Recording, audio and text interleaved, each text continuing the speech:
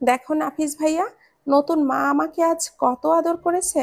আমার পায়ে না খুব ব্যথা করছে, পিঠে মনে হচ্ছে আগুন ধরিয়ে দিয়েছে, খুব জ্বলছে জানো তো। জামা উঠিয়ে নিজের পিঠটা নাফিসকে দেখালো 5 বছরের ছোট্ট মেয়ে মিষ্টি। এ কি অবস্থা হয়েছে তোর মিষ্টি পাখি আমার, আর তুই বলছিস আদর করেছে। ছোট্ট মিষ্টির পিঠের দিকে তাকিয়েই আঁতকে উঠল নাফিস। ধবধবে সাদা চামড়ার পিঠে হাতের ছাপ স্পষ্ট বোঝা যাচ্ছে, গাঢ় লাল হয়ে গেছে, রক্ত ফুটে উঠেছে। এদিকে আয়, চল আমার সাথে চল। না না ভাইয়া, নতুন মা খুব বকবে। আগের দিন তুমি আমাকে চকলেট দিয়েছিলে না, ওটা দেখে মা না বাবাইকে নালিশ করে দিয়েছিল। জানো, বাবাই না আমাকে খুব মেরেছিল। আমার হাতটা এত ফুলেছিল, আমি তো ভেবেছিলাম ওই তমা আপুর মতো মোটা হয়ে যাব না খেয়ে। মিষ্টি খিলখিলিয়ে হেসে দিল। নাফিজ মিষ্টিকে কোলে নিয়ে তাদের বাড়ির দিকে গেল। কোথায় গেল এই মেয়েটা, জ্বালিয়ে খাচ্ছে পুরো।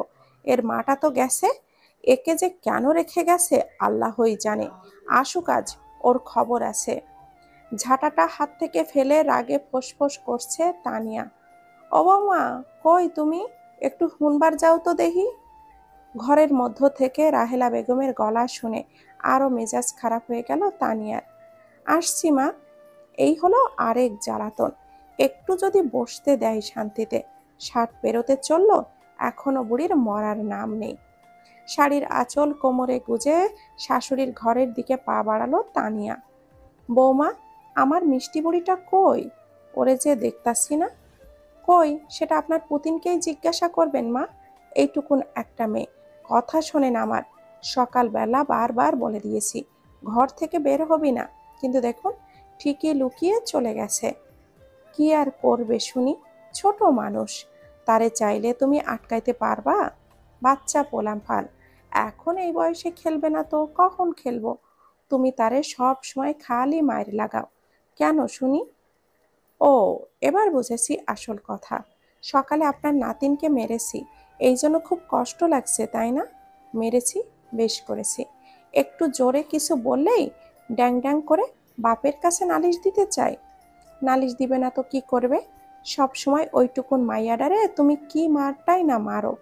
বলি তার মা মরছে, একটু দয়া মায়া নাই তোমার? মা মরা মায়াডার লগে সব সময় খ্যাকম্যাক করো কেন? কি করবেন? আপনি কি ভেবেছেন বুঝতে পারি না? কেন আমাকে ডেকেছেন? আজকেও আপনার ছেলের কাছে আমার নামে লম্বা নালিশের লিস্ট দিবেন। করুন, গিয়ে নালিশ করুন, আপনারে আমি ভয় পাই না। মুখ বেঁকিয়ে তানিয়া গটগট করে চলে গেল। রাহেলা বেগম দরজার দিকে তাকিয়ে আছেন। তার ডরাই বা কেন, মোর পোলা তো এখন তোমার কথায় ওঠে আর বসে। নতুন বউ পাইয়া তার কি আর কিছু মনে আছে? হ্যার আগের বউয়ের কথা, সেদিন একটা বছর পূরণ হইল। কই, বউডার জন্য তো একটুও মিলাদ দিল না। মায়াডার কপালে যে কি আছে কে জানে। দেখেছো মা, ওই তানিয়া কাকি কিভাবে মিষ্টিকে মেরেছে? তা তো দেখছি। ও কি মানুষ, এইটুকুন বাচ্চাকে কেউ এইভাবে মারে? দেখি মা, এদিকে ঘোর তো। লতিফা মিষ্টির গায়ে মলম লাগিয়ে দিচ্ছে, আর একটু পর পর ব্যথায় কুঁকড়ে উঠছে ছোট্ট মিষ্টি। এভাবে আর কতদিন বলো তো মা? ওই তানিয়া কাকি তো ওকে মারতে মারতে একদম মেরেই ফেলবে।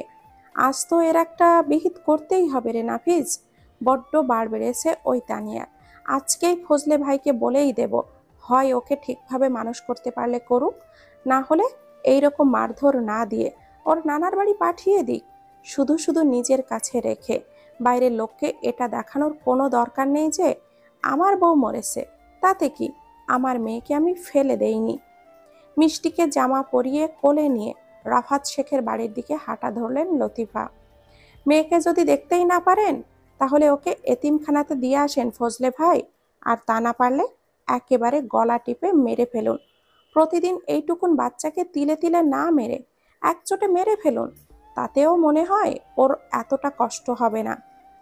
ওরে কইয়া লাভ নেই রে লতিফা, তার বউ তারই সামনে ওই মায়াডারে মারে, কিছুই কয় না, মুখে একদম কুলুপ এঁটে বসে থাকে।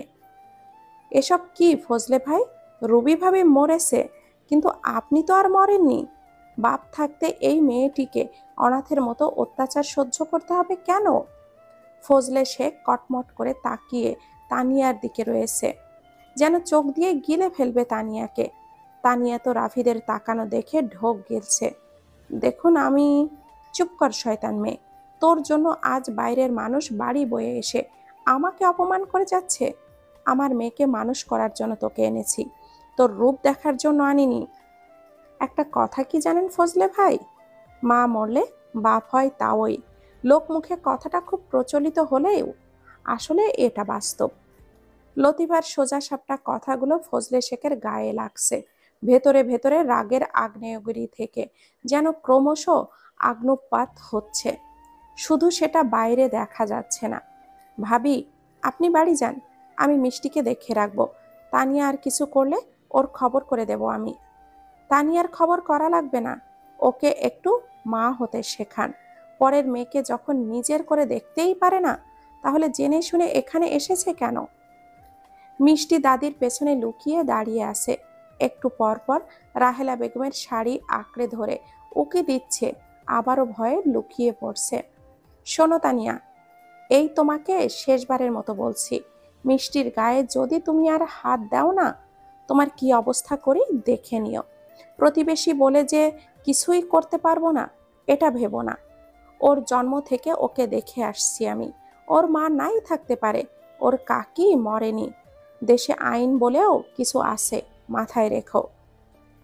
লতিফা তানিয়াকে শাসিয়ে দিয়ে মিষ্টিকে টেনে ওর দাদির পেছন থেকে বের করলো।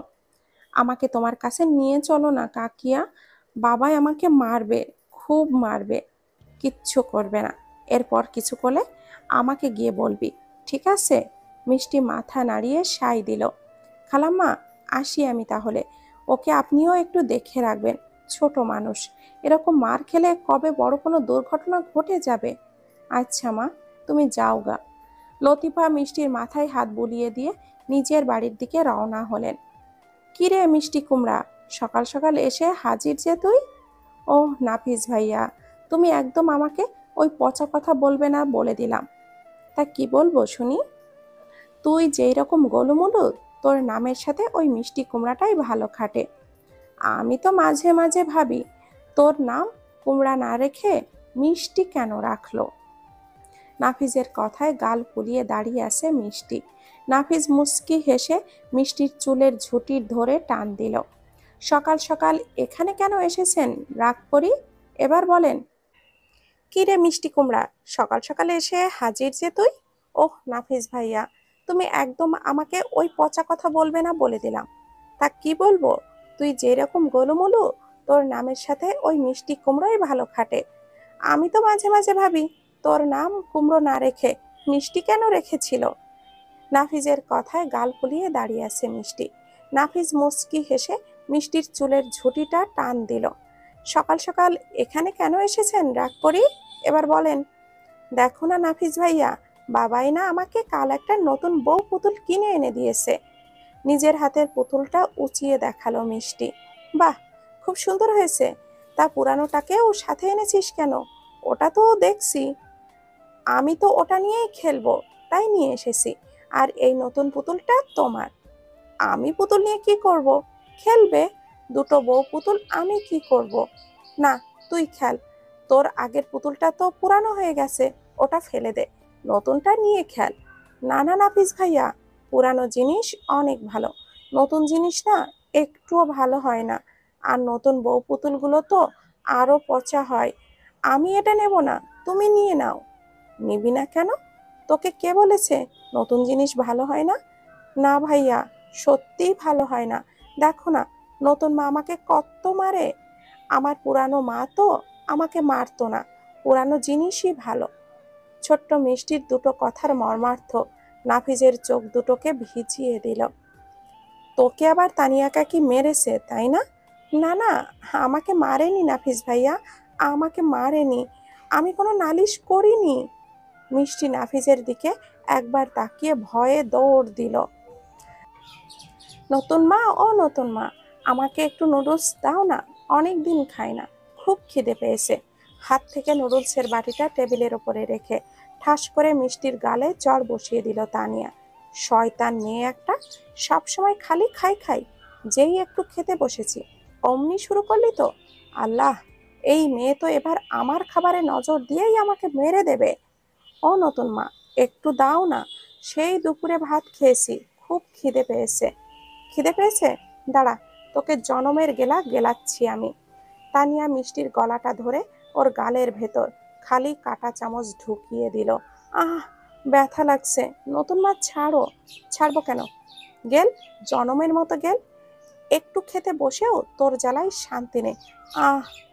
মিষ্টির কান্না শুনে ও ঘর থেকে খুঁড়িয়ে খুঁড়িয়ে চলে এলেন রাহেলা বেগম। হায় আল্লাহ, এই বউ, এই তুমি কি করতেছো? রাহেলা বেগম টেনে হিসড়ে মিষ্টিকে তানিয়ার থেকে ছাড়ালেন।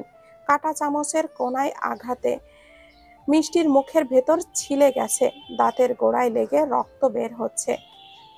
তুমি কি মানুষ নাকি ডাইনি? এতটুকুন বাচ্চারে কেউ এইভাবে মারে? আমি না আইলে তো ও মইরা যাইতো মায়াডা। বেশ করেছি, মরে না কেন ও? ওর জন্য আগের দিন উনি আমাকে কত কথা শুনিয়েছে। গায়ে হাত তুলে গেছেন উনি। শয়তানটা, মরতে পারিস না তুই? খবরদার, মুখ সামলে কথা কইবা বলে দিলাম বউ। তোমারে গায়ে হাত তোলা কেন? ঘাড় ধইরা যদি আমার পোলা বাইর করে দিত, তাহলেই আমি খুশি হইতাম। কাল নাগিনী একখান এসেছে, আমার সংসারটা পুরো একেবারে জারাখারা করে ফেলতেছে।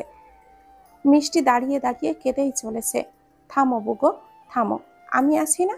চলো, আমি তোমারে রাইন্দা দিমুনে, এর থেকেও ভালো খাওন। ওইসব খাওয়ানোর কোনো দরকার নেই। রাহেলা বেগম মিষ্টিকে থামানোর চেষ্টা করছে। তানিয়া দাঁড়িয়ে দাঁড়িয়ে দাঁত কিড়মিড় করছে। এর মধ্যে মিষ্টি রাহেলা বেগমের থেকে সরে গিয়ে দৌড়ে গিয়ে টেবিলের ওপর থেকে নুডলসের বাটিটা নিয়ে ফ্লোরে ফেলে দিল। তোকে তো আজ আমি। তুমি পচা, খুব পচা। তুমি খুব বাজে নতুন মা। দাঁড়া, আজ তোকে আমি মেরেই ফেলবো। জানালার গ্রিল ধরে খাটের উপরে দাঁড়িয়ে আছে মিষ্টি, ফুপিয়ে ফুপিয়ে কাঁদছে। ও মা, মা, তুমি কোথায় গেলে? ও মা, আমাকে নিয়ে যাও না, বাবাই না খুব মারে। ও মা, জানো, একটু নুডলস খেতে চেয়েছিলাম বলে সেদিন নতুন মা আমাকে অনেক মেরেছে। বাবাইও খুব ব্যথা দিয়েছে। ও মা, তুমি কবে আসবে মা আমার কাছে? 1 সপ্তাহ হয়ে গেছে মিষ্টিকে সারাদিন ঘরের মধ্যে আটকে রাখা হয়। তানিয়া তো একটু পর পর এসেই ওকে মারধরও করে যায়। সেই দিনের ওই ঘটনার পর তানিয়া মিষ্টিকে অনেক মেরেছিল। আর রাতে ফজলে শেখ তো আছেই। ও নাফিস ভাইয়া, তুমি কোথায় গেলে? তুমিও আমাকে ভুলে গেছো? কেউ আমাকে মনে রাখে না। তালা খোলার শব্দ পেতেই মিষ্টি খাট থেকে নেমে দৌড়ে দরজার কাছে যায়। দরজা খুলে তানিয়া ভেতরে ঢুকলো, হাতে একটা থালা। ও নতুন মা, নতুন মা, আমাকে বাইরে যেতে দাও না, ঘরে থাকতে ভালো লাগে না। ও নতুন মা, যেতে দাও না। তানিয়ার আঁচল ধরে মিষ্টি বাইরে যাওয়ার জন্য কান্না জুড়ে দিল। এই, আঁচল ছাড় বলছি। কোথাও যাবি না তুই, এখানেই পচে মর। শয়তান মেয়ে একটা, গান্ডে পিণ্ডে গিলবে, আবার বাপের কাছে গিয়ে আমার নামে নালিশ করবে। তানিয়া হাতের থালাটা এক প্রকার ছুঁড়ে মারলো বিছানার উপর। নে, বসে গেল, গিলে উদ্ধার কর আমাকে। যত সব জ্বালাতন। তানিয়া আবারও দরজা খুলে চলে যেতে গেলেই মিষ্টি গিয়ে আবারও তানিয়ার আঁচল টেনে ধরে। ও নতুন মা, শোনো না। কি হয়েছেটা কি আবার? তোকে বললাম না ঘর থেকে বের হতে দিব না। না না, সেটা না, আমাকে একটু ভাত খেতে দেবে? ওই রুটি না আমি খেতে পারি না, শক্ত শক্ত রুটি চিবোতে কষ্ট হয়, আমাকে একটু ভাত খেতে দাও না। তানিয়া মিষ্টির থেকে শাড়ির আঁচলটা ছাড়িয়ে ওকে ধাক্কা মেরে ফ্লোরে ফেলে দিল। ওই রুটিই তোকে খেতে হবে। না খেতে ইচ্ছে করলে খাস না, তাতে যদি অন্তত না খেয়ে তুই মরিস আর আমি বাঁচি। খাবার টেবিলে বসে প্লেটে ভাত নিয়ে নাড়াচাড়া করছে নাফিস। এক লোকমা ভাত এখনো মুখে তোলেনি সে। কিরে, খাচ্ছিস না কেন? তরকারি ভালো লাগেনি? না মা, 1 সপ্তাহ হয়ে গেল মিষ্টি পাখির কোনো খোঁজ নেই। ওর কি হয়েছে বলো তো? আমিও জানি না রে, এতদিন তোর ফুপুরা ছিল, তাই তাড়াহুড়োতে অত খেয়াল করিনি। সত্যি তো, মিষ্টি তো এমনটা করে না। ঝড় বৃষ্টি যাই হয়ে যাক না কেন, দিনে একবার হলেও তো এই বাড়িতে এসে ও উকি দেয়। বাচ্চা মেয়েটার কি হয়েছে কে জানে। প্লেটের ওপর হাত ধুয়ে চেয়ার ছেড়ে উঠে চলে গেল নাফিস। আরে তুই খাবি না? খেতে ইচ্ছে করছে না মা। তুমি কাল সকালে একবার ফজলে কাকুদের বাড়িতে যেও তো। ভালো লাগছে না, মনে হচ্ছে এক যুগ ওকে দেখি না। আমারও ওকে দেখতে ইচ্ছে করছে রে খুব। ওর ওই সুন্দর মুখটা একবার দেখলে মনে হয় তাকিয়েই থাকি সারাদিন। জীবনে অনেক বাচ্চাই দেখেছি, কিন্তু মিষ্টির মতন এরকম সুন্দর বাচ্চা আমি দেখিনি। এক কথায় অসম্ভব সুন্দর ও। তা যা বলেছ মা, আমাদের মিষ্টিকে ডিজনি প্রিন্সেসদের থেকেও অনেক সুন্দর লাগে। একদম জ্বলন্ত পরি, বেবি সিন্ড্রেলা। কিছু না হলেও ওর ওই মুখটা দেখে কি তানিয়া একটুও মায়া হয় না? অফিস থেকে সবে ফিরেছেন ফজলে শেখ। ঘেমে একাকার হয়ে গেছেন। ঘরে বিদ্যুৎ নেই। পাশে দাঁড়িয়ে তানিয়া হাত পাখা দিয়ে বাতাস করছে। মিষ্টি কোথায়? ওকে যে দেখছি না। মিষ্টির নাম শুনেই তেলে বেগুনে জ্বলে উঠল তানিয়া। সব সময় এত মিষ্টি মিষ্টি করেন কেন, হ্যাঁ? আমি যে সারাদিন বাড়িতে আছি, কই এসে তো একবারও আমার খোঁজ করেন না। সব সময় খালি মিষ্টি মিষ্টি। তানিয়া একদম চুপ। এত হিংসুটে কেন তুমি, হ্যাঁ? তুমি আর ও দুজনে কি এক হলে? যাও মিষ্টিকে নিয়ে এসো। যাচ্ছি। তানিয়া হাত পাখাটা জোরে ছুঁড়ে ফেলে দিয়ে রাগে গজগজ করতে করতে মিষ্টির ঘরের দিকে গেল। পা খুঁড়িয়ে খুঁড়িয়ে বসার ঘরে এলেন রাহেলা বেগম। বাপজান, আইসন্নি অফিস থেকে? হ্যাঁ মা, তোমারে একখান কথা কইতাম। কি কথা বলো? মিষ্টি দাদুরে লইয়া ওর নানার বাড়িতে দিয়ে আইসো। হ্যাঁ রে, ওরা যা পারে তাই কইরা মানুষ বানায়া লইবে। কেন? আমার মেয়েকে আমি ওই বাড়িতে কেন দিয়ে আসবো? তা কি করতে বলবো শুনি? ওইটুকুন মাইয়াডারে 1 সপ্তাহ ধইরা ঘর বন্দি কইরা রাখছে তোমার বউ। আমার ঘরেও পর্যন্ত আসতে দেয় না তোমার বউ। বলি মাইয়াডা তো মানুষ নাকি? জেলখানায়ও মনে হয় আসামিদেরকে একটু দয়া দেখানো হয়, কিন্তু তোমার বউয়ের তো মনে হয় সেইটাও নাই। ও ছোট মানুষ, এদিকে ওদিকে ঘুরতে চাইবো, তাই বলে হ্যারে ঘরে আটকায় রাখতে হইবে? আর তুমি তো খুব আমার মাইয়া করতাছো। তুমিও তো ওই বইয়ের কথাই নাচো। তানিয়া কি কিছু করেছে মা? করলেই বা কি? তুমি একটু রাগ দেখাইবা, পরে তোমার বউ যা কইবে হেইডা হই না আবার মন ঘুরাইবা। ফজলে শেখ রাহেলা বেগমের কথা শুনে চুপ করে বসে আছেন। কি কইছি শুনছো?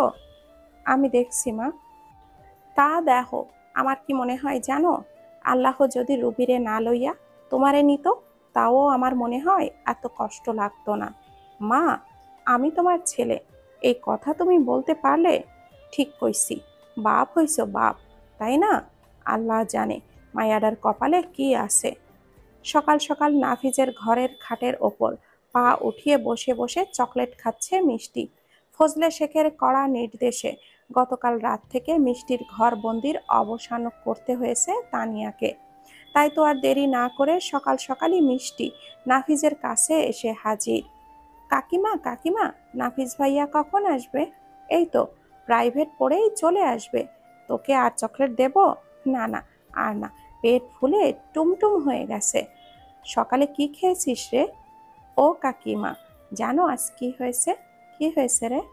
লতিফা কাপড় গোছানো বন্ধ করে মিষ্টির দিকে জিজ্ঞাসু দৃষ্টিতে তাকিয়ে আছে। মিষ্টি খাটের ওপর দাঁড়িয়ে ফ্লোরের ওপর এক লাফ দিল। এই এই দেখো তো, পড়ে যাবি তো। লতিফার কথা আর শোনে কে? মিষ্টি ফ্লোর থেকে উঠেই লতিফার কামিজের কোনা ধরে ধরছে। কি হয়েছে বলবি তো? ও কাকিমা, আজ না বাবাই আমাকে সকালে খাইয়ে দিয়েছে। সত্যি? হ্যাঁ, তাও জানো, আস্ত ডিম ভুনা দিয়ে। আস্ত ডিম ভুনা মানে? হ্যাঁ, আস্ত ডিমই তো। নতুন মা তো আমাকে কখনো আস্ত ডিম খেতে দেয় না। রান্না করলে কেটে দেয়, বলে এখন এটা খাবি, রাতে বাকি অর্ধেক। মিষ্টির কথা শুনে লতিফার চোখের কোণে পানি যেন টলমল করছে। তোকে তানিয়া ঠিকমতো খেতে দেয় না, তাই না রে মিষ্টি? এর মধ্যে বাইরে সাইকেলের বেলের শব্দ শোনা গেল। ওই তো নাফিস ভাইয়া চলে এসেছে। লতিফার কথার উত্তর না দিয়েই দৌড়ে ঘর থেকে বেরিয়ে সদর দরজার দিকে গেল মিষ্টি। নিয়তি বড়ই অদ্ভুত, যে রুবি তার মিষ্টি ডিম খাবে বলে হাঁস মুরগি পর্যন্ত পুষত, আজ সেই মিষ্টির কপালে কি এই লেখা ছিল? ভাবনার মধ্যে দীর্ঘশ্বাস ছেড়ে আবারও কাপড় গোছাতে শুরু করলেন লতিফা। তুই তো একখান গাধা রে তানিয়া। বিয়ের 6 মাস হতে চলল, এখনো একখানো বাচ্চা নিতে পারলি না? মা বললে কি সব হয়ে যায় নাকি? সবে বিয়ে হয়েছে, কিছুদিন সময় তো কাটাতে দাও। তাহলে আমারে ফোন কইরা এত নালিশ দিতে আসিস কেন? তুই বৈশা বৈশা সময়ই কাটা। একখান বাচ্চা নিলে জামাই তার আগের ঘরের মাইয়াডারে কবেই নানার বাড়ি থুইয়া আসতো। নালিশ করি কি আর সাধে? এত করে নিজের নিয়ন্ত্রণে রাখার চেষ্টা করি, তারপরেও 2 দিন পর পর আবার ওনার ওই মেয়ের জন্য দরদ উতলে পড়ে। যাই কও আর তাই কও, পুরুষ মানুষের নতুন জিনিস পেলে পুরানডারে ভুল্লা যায়। এখন তুই আসস, তারপর যদি তোর একখান বাচ্চা আসে, তখন দেখিস নিজের হাতে ওই মাইয়াডারে নানার বাড়ি পাঠাইয়া দিব। নিজের ভালো যদি চাস, এখনো কইতাছি, আমার কথা হল। ঘাড়ের ওপর ওই সতীনের ধর রাইখা জীবনেও শান্তি করতে পারবি নে তুই। নিজের মায়ের সাথে কথা বলে ফোনটা কেটে দিল তানিয়া। মা ঠিকই বলেছে, এবার একটা বাচ্চা নিতে হবে। প্রতিদিন ওই মিষ্টিরে নিয়ে একটার পর একটা ঝামেলা, আর ভালো লাগে না। কি হলো ফজলে ভাই, আজকাল কি ধ্যান করার প্র্যাকটিস শুরু করেছেন নাকি? অফিসের কলিগের কথায় ধ্যান ভাঙল ফজলে শেখের। আরে ইশতিয়াক ভাই, আপনি যে? হ্যাঁ, লাঞ্চ টাইম শুরু হয়েছে, সবাই লাঞ্চ করছে। দেখলাম আপনি উদাস হয়ে বসে আছেন, তাই ভাবলাম একটু কথা বলে যায়। ও, কিছু নিয়ে চিন্তা করছেন নাকি? মেয়েটাকে নিয়ে চিন্তা হচ্ছিল। কেন, মিষ্টির কি হয়েছে আবার? তানিয়ার সাথে রোজ একটা না একটা নিয়েই ওর বাঁধতেই থাকে। এইটুকুন একটা মেয়ে এখন এরকম করছে, বড় হয়ে কি করবে কে জানে। একটা কথা বলবো ফজলে ভাই, কিছু মনে করবেন না। কি বলুন? বইয়ের প্রতি অন্ধ না হয়ে মেয়ের প্রতি একটু খেয়াল করুন। ওইটুকুন বাচ্চা কখনো ঝামেলা করতে পারে না। ঝামেলা যদি ওর ঘাড়ে চাপিয়ে দেওয়া হয়, তো ও কি করবে? মানে, সৎ মা কেমন হয় সেটা ভালো করেই জানা আছে আমার। তানিয়া অমন না। ও যদি অমনই হবে, তাহলে মিষ্টিকে কবে ওর নানার বাড়ি পাঠিয়ে দিতে বলতো? যা আপনি বোঝেন। একটা কথা কি জানেন, কেউ যদি সবকিছু দেখেও অন্ধ হয়ে থাকতে চায়, তো কোনো মানুষের সাধ্যই নেই তাকে কিছু দেখাবে। গত ঈদে আপনার বাড়িও গিয়েছি, দেখেই বুঝেছি আপনার ওই বউ কেমন। ইশতিয়াক সাহেব কথা না বাড়িয়ে নিজের কেবিনের দিকে চলে গেলেন। তুমি খুব পচা হয়ে গেছো নাফিস ভাই। তুমি আর আমাকে ভালোই বাসো না এখন। তোমার তো এখন এত এত বন্ধু, আমার সাথে খেলার তোমার সময় কোথায়? কোমরে 2 হাত দিয়ে দরজার সামনে দাঁড়িয়ে আছে মিষ্টি। রেগে মুখটাকে ফুলিয়ে রেখেছে, ফর্সা কান দুটো লাল হয়ে গেছে। দরজার এপাশে দাঁড়িয়ে মিষ্টিকে দেখে নাফিজ মিটমিট করে হাসছে। ও এখন তো আমি পচা, তাই না? অথচ তুই যে একদিন আমার খোঁজ নিসনি। তুই তাহলে কি? আমাকে তো নতুন মা আটকে রেখেছিল, তাই আসিনি। তোমাকে তো আর কাকিমা আটকে রাখেনি, তুমি কেন আসোনি? কি করব বল, তোর যে নতুন মা হয়েছে না, ওই মহিলার জন্য তোদের বাড়ি আর যেতে ইচ্ছে করে না। নে, এবার কি ঘরে ঢুকতে দিবি আমাকে? নাফিজের উত্তরে মিষ্টি 2 দিকে মাথা নাড়ালো, অর্থ সে দেবে না। যাক বাবা, এখনো রাগ কমেনি, তাহলে কি করলে রাগ কমবে শুনি? মিষ্টি খিলখিলিয়ে হেসে নাফিজের দিকে 2 হাত উঁচু করে দিল। ওরে দুষ্টু, এখন কোলে ওঠার শখ হয়েছে? হি হি। নাফিজ কাঁধ থেকে স্কুল ব্যাগটা খুলে রেখে মিষ্টিকে কোলে তুলে নিল। এমনিতেও তোকে কোলে নিতাম, আজ তো তুই না এলে তোদের বাড়িতেই যেতাম। কতদিন দেখি না আমার ডিজনি প্রিন্সেসকে, আমার বেবি সিন্ড্রেলা। নাফিজ মিষ্টির গালে চুমু খেলো। মিষ্টিও 2 হাতে নাফিজের গলা জড়িয়ে ধরে আসে। তোকে হামি দিয়েছি, আমাকে দিবি না? এই নাও। মিষ্টি নাফিজের গালে চুমু দিল। আচ্ছা নাফিস ভাইয়া, তুমি বললে না তোমার স্বপ্ন আছে, কি স্বপ্ন? মিষ্টিকে কোল থেকে নামিয়ে দিয়ে দাঁড়িয়ে হাঁপাচ্ছে নাফিজ। রোদে পুড়ে ঘেমে একাকার হয়ে গেছে। মিষ্টি কুমড়ো, তুই দিন দিন আরো ভারী হয়ে যাচ্ছিস। এরপর থেকে আর কোলে উঠতে চাইবি না। নাফিজের কথায় মিষ্টি মুখ গোমড়া করে দাঁড়িয়ে আছে। রোদের তাপে মিষ্টির গাল দুটো লাল বর্ণ ধারণ করেছে। নাফিজ মুচকি হেসে গাল দুটোকে টেনে দিল। কি হলো, মুখটাকে টমেটোর মতো করে রেখেছিস কেন? তুমিও আমাকে আর ভালোবাসো না, ঠিক নতুন মার মতো। এ মা, আমি আবার কি করলাম? একটু কোলে উঠতে চেয়েছি বলে তুমিও আমাকে কুমড়ো বলছো কেন? আহা, আমি কি তাই নিয়ে কিছু বলেছি? দেখ, তুই তো বড় হচ্ছিস, তাই না? এখন কি আর তোকে কোলে করে ঘুরে বেড়ানো যায়? মানুষ তো হাসাহাসি করবে। বড় হলে কোলে ওঠা যায় না? না রে, বড় হলে কোলে ওঠা যায় না, বুঝেছিস? হুম। নাফিস ভাইয়া, তুমি তো বললে না তোমার কি স্বপ্ন আছে? স্বপ্ন না, এম, জীবনের লক্ষ্য।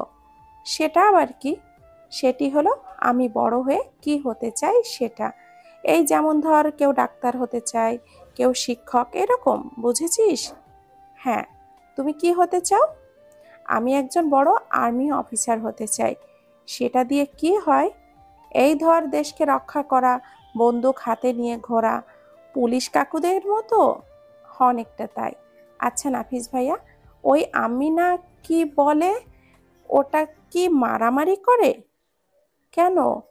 বলোই না। হ্যাঁ, মারামারি করা যায় তো। কেন বলো তো?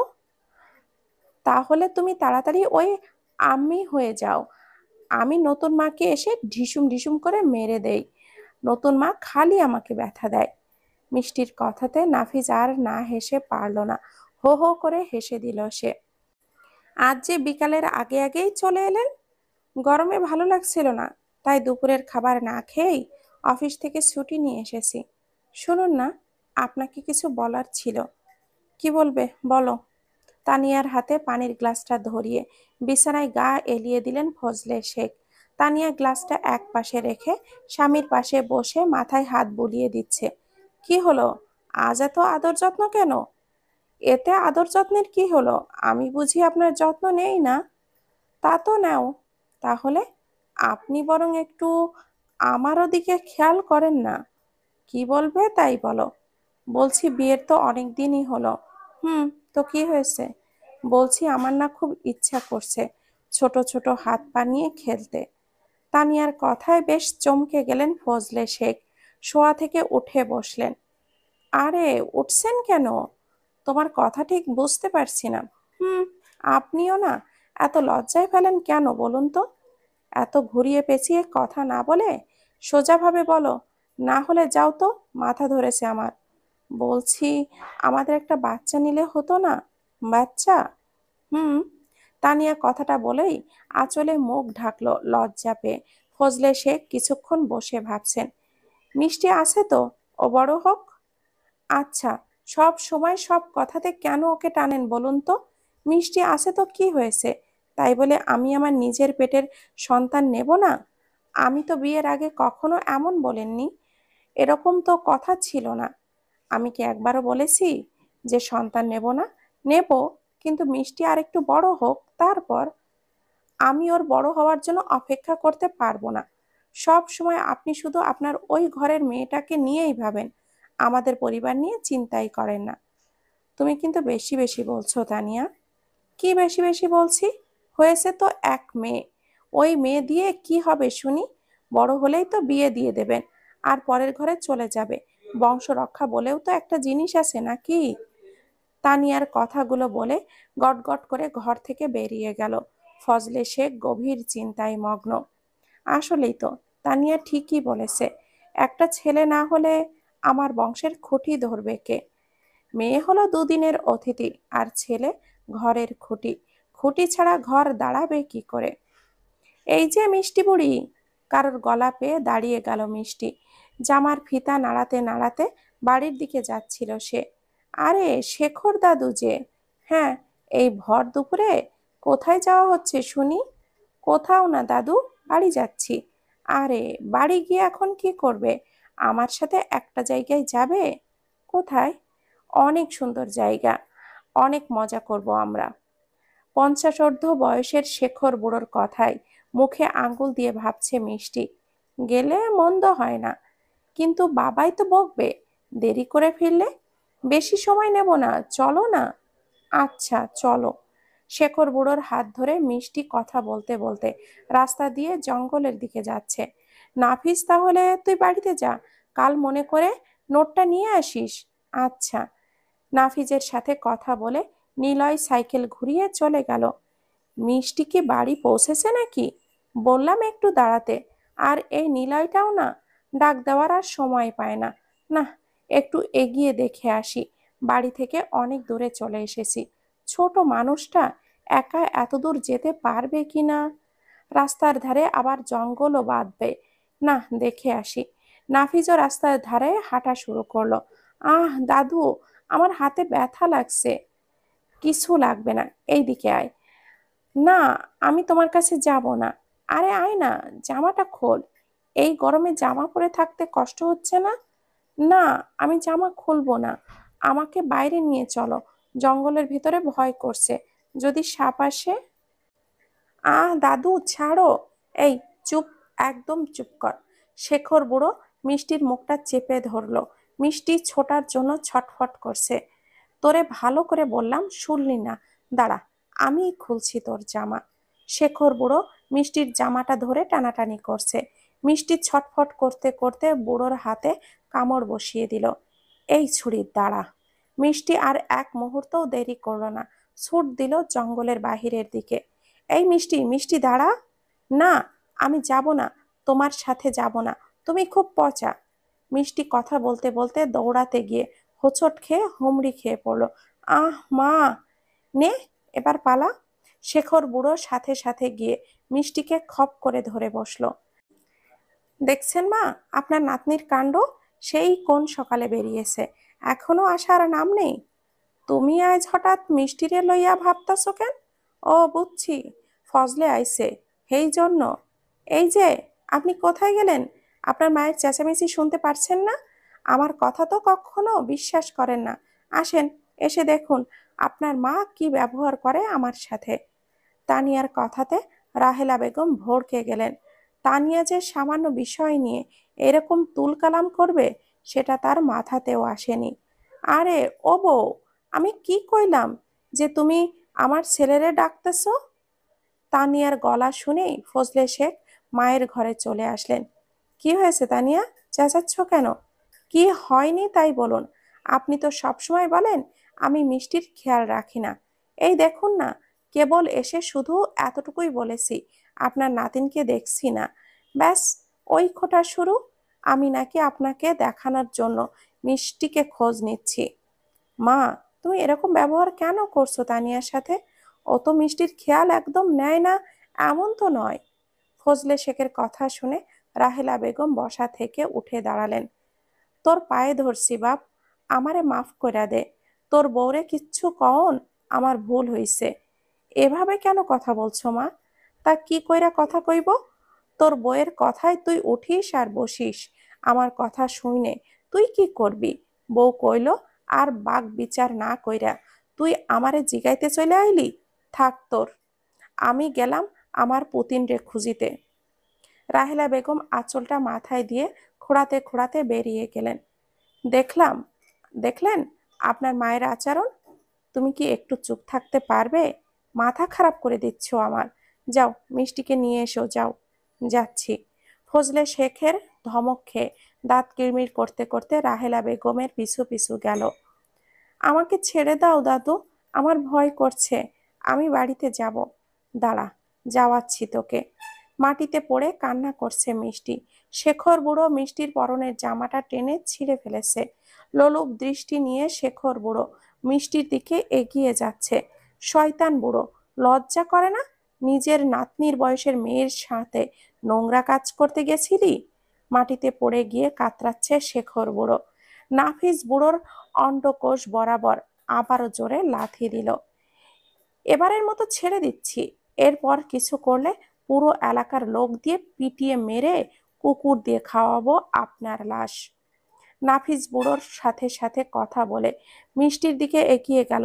ভয়ে কুঁকড়ে গেছে মিষ্টি, ফুপিয়ে ফুপিয়ে কাঁদছে। নাফিস মিষ্টির সামনে হাঁটু গেড়ে বসলো। মিষ্টি পাখি, কাঁদছিস কেন? আমি এসে গেছি না? জানো নাফিস ভাইয়া, শেখর দাদু না খুব পচা। আমি এখানে আসতে চাইনি বলে আমাকে খুব মেরেছে। কাঁদে না মিষ্টি কুমড়ো, দেখি কোথায় লেগেছে। মিষ্টি হাঁটুতে হাত দিয়ে নাফিসকে দেখালো। হাঁটুতে তো অনেকখানি ছিলে গেছে। মিষ্টির গায়েও মাটি লেগে আছে। নাফিস হাত দিয়ে ভালো করে ঝেড়ে পরিষ্কার করে দিল। মাটির ওপর থেকে মিষ্টির জামাটা নিল। দেখি, এবার জামাটা পরে নে। দাদু, আমার জামাটা ছিঁড়ে ফেলেছে নাফিস ভাইয়া, নতুন মা তো আমাকে খুব বকবে। আচ্ছা, এই হাতার দিক থেকে তো ছিঁড়েছে, তুই পরে নে, কাল মাকে বলবো তোর জামাটা সেলাই করে দিতে। দাও। মিষ্টিকে জামা পরিয়ে দিয়ে নাফিজ মিষ্টির চোখ মুছে দিল। শোন, আর কখনো কেউ ডাকলে যাবি না। আচ্ছা, তুমি ডাকলেও যাব না? আমি আমি কি করে তোর ক্ষতি করতে পারি বল? আর শোন, বাড়ি গিয়ে এইসব বলবি না। বলবি খেলতে গিয়ে তুই পড়ে গিয়েছিলি। কেন মিথ্যা বলবো কেন? তোকে যেটা বলেছি সেটা শুনবি। কিছু কিছু সময় সত্যির চেয়ে মিথ্যা বলাতে দোষ নেই। নে, চল এবার তোকে বাড়িতে দিয়ে আসি। নাফিজের হাত ধরে মিষ্টি হাঁটা শুরু করলো। আমি চাই না মিষ্টি পাখি, আজকের এই ঘটনা কখনো তোর জীবনে খারাপ প্রভাব ফেলুক। যেটা তোর আমার আর শেখর বুড়োর মধ্যে ঘটেছে, সেটা শুধু আল্লাহ আর আমার পর্যন্তই সীমাবদ্ধ থাক। যেটা তোর আমার আর শেখর বুড়োর মধ্যে ঘটেছে, সেটা শুধু আল্লাহ আর আমরা পর্যন্তই সীমাবদ্ধ থাক। মিষ্টিদের বাড়ির গেটের সামনে আসতেই চেঁচামেচির শব্দ শুনতে পেল নাফিজ আর মিষ্টি। দেখলেন তো, আপনাকে বলেছিলাম না আপনার ওই মেয়ে আমার কোনো কথা শোনে না। খুঁজে তো এলাম, নাফিজদের বাড়িতেও গিয়েছি, সে নাকি নাফিজের সাথে ঘুরতে বেরিয়েছে। কোথায় গেছে তাও জানি না। এখন যদি কোনো বিপদ আপদ হয়, সেই দায় আমাকে দিতে আসবেন না। শোনো বউ, তোমার অত মোর ছেলেরে কান পড়া দিতে হবে না। তুমি আর তোমার স্বামী যাও ঘরে গিয়া নাকে তেল দিয়া ঘুমাও। নাফিজের লগে যখন গেছে, নাফিজই ওরে দিয়া যাইব, হে বিষয়ে আমি নিশ্চিন্তে কইতে পারি। বাইরে থেকে রাহেলা বেগম আর তানিয়ার সব কথাই শোনা যাচ্ছে। আমি বাড়ি যাব না নাফিজ ভাইয়া, নতুন মা আমাকে আজ খুব মারবে। মিষ্টি ভয়ে কুকড়ে নাফিজের হাত শক্ত করে ধরে আছে। কিছু হবে না, চল তো। নাফিজ মিষ্টিকে এক প্রকার টেনে নিয়েই বাড়ির গেট খুলে ভেতরে ঢুকলো। ও দাদি, এই নাও তোমার মিষ্টি বুড়ি। হঠাৎ নাফিজের গলা পেয়ে দরজার দিকে তাকিয়েই নিজের মনকে শান্ত করলেন রাহেলা বেগম। দেখছিস নাফিজ, মুই কইছিলাম না হ্যারে এতক্ষণ যে আমার নাফিজ ঠিক মিষ্টিরে আগায়া দিয়ে যাইব। কিন্তু এই মিষ্টি, তোর জামা ছিঁড়লো কেমনে? তানিয়ার প্রশ্ন শুনে মিষ্টি একবার তানিয়ার দিকে তাকাচ্ছে তো একবার নাফিজের দিকে। মিষ্টির ভয়ার্থ চাহনি দেখে নাফিজের ইশারায় মিষ্টিকে শান্ত হতে বলল। ও খেলতে গিয়ে পড়ে গিয়েছিল, তাই ওর একটু হাঁটুতে ছিলে গেছে। আর ছোট ছোট গাছ ছিল তো সেখানে, ডালে বেঁধে ওর জামা ছিঁড়ে গেছে। তাই বলে এইভাবে? এই বউ, তুমি একটু চুপ করবা? যাও তো দেখি এখান থেকে। আইসেন উনি আগলা পিরিত দেখাইতে। ও নাফিস, আয়, আমার ঘরে আয়। রাহেলা বেগমের কথা শুনে তানিয়া মুখ বেঁকিয়ে ভেতরে চলে গেল। না দাদি, আমার বিকালে প্রাইভেট পড়তে যেতে হবে, এখন বাড়ি যাব। তুমি একটু ওরে নিয়ে ঔষধ লাগিয়ে দিও, আমি আসি। আচ্ছা, পরে আবার আসিস। আচ্ছা মিষ্টি, আমি যাচ্ছি। নাফিজের কথা শুনে মিষ্টি মাথা নাড়ালো। নাফিজ মিষ্টির মাথায় হাত বুলিয়ে চলে গেল। ও মিষ্টি, আয় তো দেখি কোনখানে ব্যথা পাইছস। চল, গোসল দিয়ে কিছু দিস। চল, গোসল টোসল দিয়া খাইয়া ঘুমাবি চল। রাহেলা বেগম মিষ্টিকে নিয়ে ঘরে চলে গেলেন। কি বলছিস তুই এইসব? ওই শেখর চাচা এতটা নোংরা লোক? হ্যাঁ মা, মিষ্টিকে ওই ভর দুপুরে একা নিয়ে জঙ্গলে গিয়েছিল। কতটা জঘন্য তুমি বলো। নাফিজের কথা শুনে শিউরে উঠছেন লতিফা বেগম। সত্যি তো, প্রতিনিয়ত এমন অনেক ঘটনাই তো ঘটছে খবরের কাগজ খুললে। এখন তো প্রায় দেখা যায় এত বছরের বাচ্চাকে ধর্ষণ। জানোয়ারগুলো এখন বাচ্চা বুড়ি কিছুই মানে না। এসব ভাবতে ভাবতে আরো শিউরে উঠছেন লতিফা। মা, কি ভাবছো? তুই এলাকার লোক কেন ডাকলি না? ওকে তো পুলিশে দেওয়া দরকার। তা ঠিক বলেছ, পুলিশে দেওয়া দরকার। কিন্তু মা, একটা কথা কি জানো, জোর যার মুল্লুক তার। শেখর বুড়ো এলাকার যথেষ্ট গণ্যমান্য ব্যক্তি। আর ওখানে আমি আর মিষ্টি ছাড়া আর কেউ ছিল না যে এটা দেখেছে। আর মিষ্টি ছোট, ওর কথা তো কেউ পাত্তা দেবে বলে তোমার কি মনে হয়? আর আমার একার কথায় কি কেউ বিশ্বাস করবে? তা ঠিক বলেছিস, উল্টো তোকে মাঝখান থেকে কালপিট হতে হতো। সেটাই। আর মিষ্টির যে মা হয়েছে, এমনিতেই সব সময় ওকে একদম দাঁতের ওপরে রাখে। আর এইসব শুনলে তো মেয়েটার কপালে যে কি হতো। এভাবেই ওই তো ওই শেখরের মতো লোকজন পার পেয়ে যায়। লতিফার ভেতর থেকে একটা দীর্ঘশ্বাস বেরিয়ে এলো। নাফিস বসে বসে ভাবছে, সত্যি কি তার মিষ্টির ওইরকম ক্ষতি যে করতে চেয়েছিল সে এত সহজে পার পেয়ে যাবে? আজ সে বয়সে ছোট বলে কিছুই করতে পারবে না? না, এটা সে হতে দিতে পারবে না। কথাগুলো ভেবেই নাফিস বসা থেকে উঠে দাঁড়ালো। মা, আমি যাচ্ছি, ফিরতে দেরি হবে। কোথায় যাচ্ছিস? তোর না প্রাইভেট আছে আজ? প্রাইভেটতেই তো যাচ্ছি। সেখান থেকে একটু নিলয়দের বাড়িতে যেতে হবে, কিছু নোটস নেওয়ার আছে। সাবধানে যাস। রাতের বেলা ফজলে শেখ কপালে হাত রেখে বিছানায় শুয়ে আছেন। তানিয়া মশারি টানানো শেষ করে ফজলে শেখের পাশে গিয়ে শুয়ে পড়ল। শুনুন, বলো, আপনাকে কি বলেছিলাম মনে আছে? কি? আমাদের কথা? তানিয়ার কথার অর্থ বুঝতে পেরে ফজলে শেখ কিছু না বলে তানিয়ার উল্টো দিকে ঘুরে শুয়ে পড়লেন। দেখো তানিয়া, সারাদিন অফিসে এত কাজকর্ম করতে হয়, আর বাড়িতে আসলে রোজ রোজ মিষ্টি আর তোমার এত ঝামেলা নালিশ। এখন একটু ঘুমাতে দাও তো। আপনি আমার কোনো কথাই কখনো গুরুত্ব দেন না। সব গুরুত্বই দেই। তুমি যদি দেখেও না দেখো তাহলে আমার কি করার আছে? শুনুন, আরেকটা কথা আছে। কি? আমার মা তো অনেকদিন এই বাড়িতে আসে না। ভাবছি মাকে আসতে বলবো। আপনি কি বলেন? তোমার যা ইচ্ছা করো। এখন আর কথা বাড়িও না, আমার ঘুম পাচ্ছে। ফজলে শেখ চোখ বুজলেন। তানিয়া এপাশ হয়ে শুয়ে গভীর চিন্তায় মগ্ন। ওই মিষ্টি নামক আগাছাকে যে কি করে বিদায় হবে, ওটা বিদায় না হওয়া অবধি শান্তি পাচ্ছি না। ওকে দেখলেই শুধু মনে হয় আমি সতীনের ঘর করছি। মাটা মরেছে, ছাটাকে কেন যে রেখে গেছে আল্লাহই জানে। নিজের সাথে বোঝাপড়া করে তানিয়াও ঘুমে মগ্ন হলো। এবারের মতো আমাকে ছেড়ে দাও, আমি তোমাদের দাদু হই। তোমরা তো আমার নাতনির মতো, বলো। মিষ্টিও তো তোর নাতনির মতোই ছিল, তাই না? শেখর বুড়ো কাতরাচ্ছে। জঙ্গলের ভেতর একটা গাছের নিচে বিষ পিঁপড়া বাসা বেঁধেছে। নাফিজ, নিলয় আর কজন বন্ধু মিলে শেখর বুড়োকে গাছের সাথে বেঁধে রেখেছে। পায়ের কাছে বিষ পিঁপড়ার কামড়, তার সাথে জঙ্গলের ভেতরের মশার কামড় তো ফ্রি আছেই। তুই সেই সময় আমাদেরকে কেন খবর দিসনি নাফিস? তখনই এসে এই বুড়োকে আচ্ছা ধোলাই দিতাম।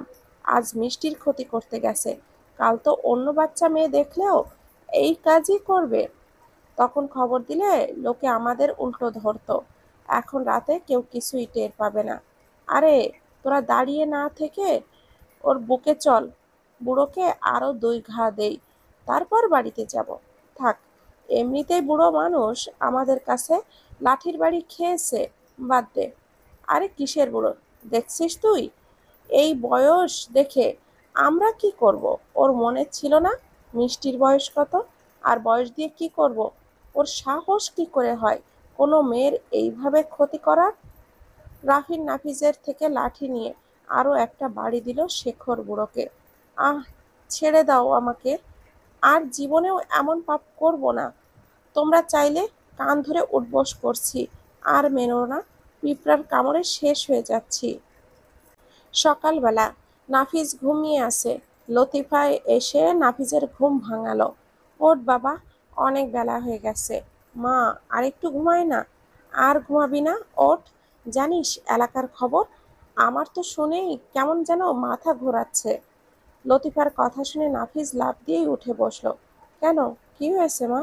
আরে, কাল রাতে ওই শেখর বুড়ো নাকি বাজারে গিয়েছিল, তারপর রাতে আর বাড়ি ফেরেনি। সকালে তো বুড়োকে জঙ্গলের মধ্যে বাঁধা অবস্থায় পাওয়া গেছে। ইস, কিভাবে মেরেছে! কারা মেরেছে মা? কিছু জানতে পেরেছো? শেখর বুড়ো তো জ্ঞান ফিরতেই বলল, কাল রাতে নাকি জঙ্গলে এক দল ডাকাত ছিল। ওদের নাকি বুড়ো দেখে ফেলে, এই জন্য ডাকাতরা ওই অবস্থা করেছে তার। ও আচ্ছা। নাফিস তো মনে মনে গভীর চিন্তায় মগ্ন। যাক, বুড়োর ডোজ ঠিকঠাক পড়েছে, যা শিখিয়ে দিয়েছি তাই বলেছে। নাফিজের ভাবনার মাঝেই লতিফা নাফিসকে হালকা ধাক্কা দিল। কিরে, কি ভাবছিস? কিছু না মা, এই শোন। তুই কাল রাতে অত দেরি করে বাড়ি ফিরেছিলি কেন বলতো? মা, বলছিলাম না নিলয়দের বাড়িতে যাব। ওখানে গিয়ে দেখি রাফিন আর কজনও এসেছে। কয়জন বন্ধু মিলে আড্ডা দিতে দিতে দেরি হয়ে গেছে। ও আচ্ছা, যাই বল, আমি কিন্তু খুব খুশি হয়েছি। কেন? ওই ডাকাতগুলো শেখর বুড়োকে উচিত শিক্ষা দিয়েছে।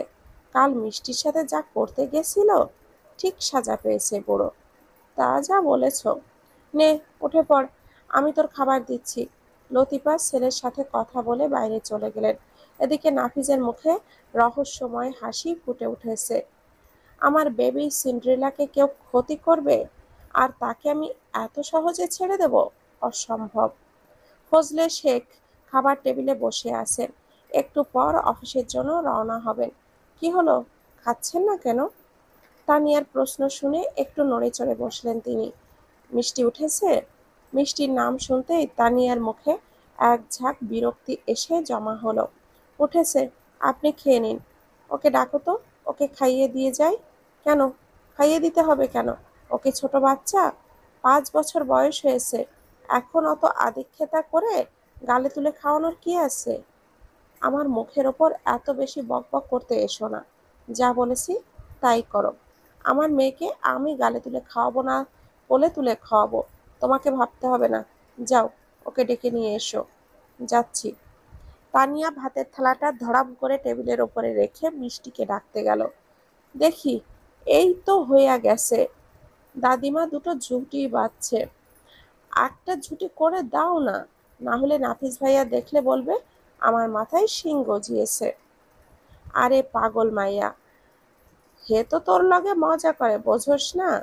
রাহেলা বেগম চিরুনি নিয়ে মিষ্টির কপালের ওপর থেকে ছোট চুলগুলো আশ্রয় দিলেন। এই যে নবাবের বেটি, চল, তোকে তোর বাপ ডাকছে। তানিয়ার কণ্ঠ শুনে রাহেলা বেগম পেছনে তাকালেন। তোমার মা বাপ কি তোমারে কিছু শেখায় নাই নাকি? সাত সকালে উঠা মায়াডার লগে এ কেমন আচরণ? অত ভালো ব্যবহার আমি করতে পারবো না। মিষ্টি, এদিকে আয়, তোর বাবা ডাকছে। তানিয়া রাহেলা বেগমের কোল থেকে মিষ্টিকে নামিয়ে নিয়ে ফজলে শেখের কাছে নিয়ে গেলেন। বাবাই, তুমি ডেকেছো আমাকে? হ্যাঁ বাবা। আমার মিষ্টি বুড়ি তো একদম ফিটফাট হয়ে আছে। কোথাও যাওয়া হচ্ছে শুনি? কোথাও না, বিকালবেলা নাফিস ভাইয়ার সাথে খেলতে যাব। এখন কোথাও না। ও আচ্ছা। বাবাই, শোনো না, বলো। বাবাই, নাফিস ভাইয়া কি সুন্দর স্কুলে যায়, আমি কবে যাব? মিষ্টির কথা শুনে ফজলে শেখের টনক নড়ল। আসলেই তো, এতদিনে সে এটা মাথায় রাখেনি। স্কুলে যাওয়ার কি দরকার? মেয়ে মানুষ, পড়াশোনা করে হবেটা কি? আর যাই হোক, পড়াশোনা করলে তোমার মতো বেয়াদব হবে না। কি বললেন আপনি? ঠিক বলেছি। এতটুকুন বাচ্চার সাথে সব সময় এইভাবে কথা বলো কেন তুমি? শোনো তানিয়া, আজ থেকে কান খুলে শুনে রাখো। ওর সাথে যদি এরপর তুমি এরকম খারাপ ব্যবহার করেছো তো না, তোমার খবর আছে। ফজলে শেখ তানিয়াকে ধমকিয়ে মিষ্টিকে তুলে পাশের চেয়ারটাতে বসালেন। দেখি, হাঁ করো, তাড়াতাড়ি খেয়ে নিবি, আর আমার অফিসে দেরি হয়ে যাচ্ছে তো। আচ্ছা বাবাই। বাবা আর মেয়ের এই দৃশ্য তানিয়া সহ্য করতে পারছে না, তাই গটগট করে নিজের ঘরে চলে গেল। আচ্ছা নাফিস ভাইয়া, এই ফুলটার নাম কি? দেখতে তো খুব সুন্দর। এটার নাম নয়নতারা। তুই এটা দেখছিস কেন? এটার থেকে তো ওই যে গোলাপ দেখছিস না, সেটা বেশি সুন্দর। নাফিসদের ছাদের ওপর দাঁড়িয়ে মিষ্টি আর নাফিস ছাদের গাছগুলোকে দেখছে। না, গোলাপ ভালো না। জানো নাফিস ভাইয়া, আমাকে মা একটা গোলাপ ফুল কিনে দিয়েছিল। ওর কাঁটাতে লেগে না আমার আঙুলটা ছিদ্র হয়ে রক্ত বের হয়েছিল। খুব ব্যথা পেয়েছিলাম। গোলাপ একটুও ভালো না, পচা। আচ্ছা বাবা, ঠিক আছে, নয়নতারাই ভালো ফুল হয়েছে। মিষ্টি খিলখিলিয়ে হেসে দিল নাফিজের দিকে চেয়ে। জানিস মিষ্টি, গোলাপের না অনেক সুগন্ধ আছে, আর এই সুগন্ধ যে কেউ মাতোয়ারা হতে বাধ্য। কিন্তু এই যে নয়নতারা দেখছিস না, এর কোনো সুগন্ধ নেই। তুই ঠিকই বলেছিস, নয়নতারাই ভালো। আমি চাই নয়নতারা ফুলের গন্ধ শুধু আমি শুঁকবো, আর কেউ না। নাফিজের এত প্যাচালের কথা মিষ্টি বুঝতে পারল না। ড্যাব ড্যাব করে তাকিয়ে আছে নাফিজের দিকে। কিরে, কি দেখছিস? তুমি কি বললে নাফিজ ভাইয়া? আমি তো কিছুই বুঝলাম না। থাক, এখন আর কিছু বুঝতে হবে না। আমাকে একটা নয়নতারা ফুল দেবে নাফিস ভাইয়া? একটা কেন, আমার পুরো বাগানটাই তোকে দিয়ে দিব। নাফিজ একটা নয়নতারা ফুল ছিঁড়ে মিষ্টির কানে গুঁজে দিল। সকালবেলা তানিয়ার মা রাবেয়া বেগম এসে হাজির। কেমন আছো মা? আসি। তুই কিরকম আছিস? এই তো আছি। কিরে, তুই এত শুকিয়ে গেছিস কেন রে তানি? হাই হাই, মোর তরতাজা মাইয়াডা আমন হইয়া গেছে। ও জামাই, তুমি দেখো না। হাই হাই রে। শাশুড়ির কথা শুনে ফজলে শেখ বেজায় লজ্জাতে পড়লেন। কি বলেন মা? ঠিকই তো আছে তানিয়া। মা, ওনাকে বলে তুমি কি করবে? উনি কি কখনো আমার খেয়াল করেন নাকি? তানিয়া একটু নাক টেনে কান্নার ভান করলো ফজলে শেখের সামনে। তানিয়া আর রাবেয়া বেগমের ঢং দেখে রাগে গা জ্বলে যাচ্ছে রাহেলা বেগমের। আইসি আর এক কাল নাগিন, হ্যার মাইয়ার জন্য একটুও শান্তি নাই মোর সংসারে। এইবার হ্যাই আইসে, না জানি দুই নাগিন মিলা কি করবে নে। রাহেলা বেগম মনে মনে দাঁত কিরমির করছেন। তানিয়া, মাকে নিয়ে ঘরে যাও। কোন ঘরে যাব? একটা ঘরে তো আমরা থাকি, একটাতে মা, আরেকটাতে সারাদিন মিষ্টি খেলনা ফেলে নোংরা করে রাখে। মিষ্টির ঘরেই দাও, মিষ্টি না হয় আমাদের কাছেই শোবে। না, কি বলছেন আপনি? আমাদের সাথে কেন শুতে যাবে? তা কি করবে? রাতে তো না হয় ওর ঘরে মা এসে শুতো। মায়ের ঘরে খাটটা ছোট, ওখানে দুজন শুবে কি করে? মিষ্টি এমনিতেই ঘুমের ঘরে হাত পা ছড়ে, ও আমাদের কাছে এসে ঘুমাবে। এটাই তো ঠিক আছে। তানিয়ার সাথে তাল মেলাতে শুরু করলেন রাবেয়া বেগম। আরে জামাই, কওডা কি? মিষ্টি রে তোমাকেও ধারের কাছে কেন শুতে নিবা? ও বড় হইতেছে না? ওর এখন থেকে মেয়েরে আলাদা ঘুমানোর অভ্যাস করাও। কটা দিন আমাদের কাছে শুলে তো কিছু হবে না মা। তাছাড়া আমি, রুবি, মিষ্টি তো আগে একসাথেই শুইতাম। শুধু তানিয়ার জন্য। দেখো জামাই, তুমি খালি খালি মোর মায়াডারে দুষতাছ। ও তো ঠিকই করছে মিষ্টির লগে, বড় হইতাছে। এখন মা বাপের লগে শুইবার কি দরকার? আর মিষ্টি না হয় আমার সাথেই থাকবে। রাবেয়া বেগমের কথায় রাহেলা বেগম আরো মেজাজ খারাপ করে নিলেন।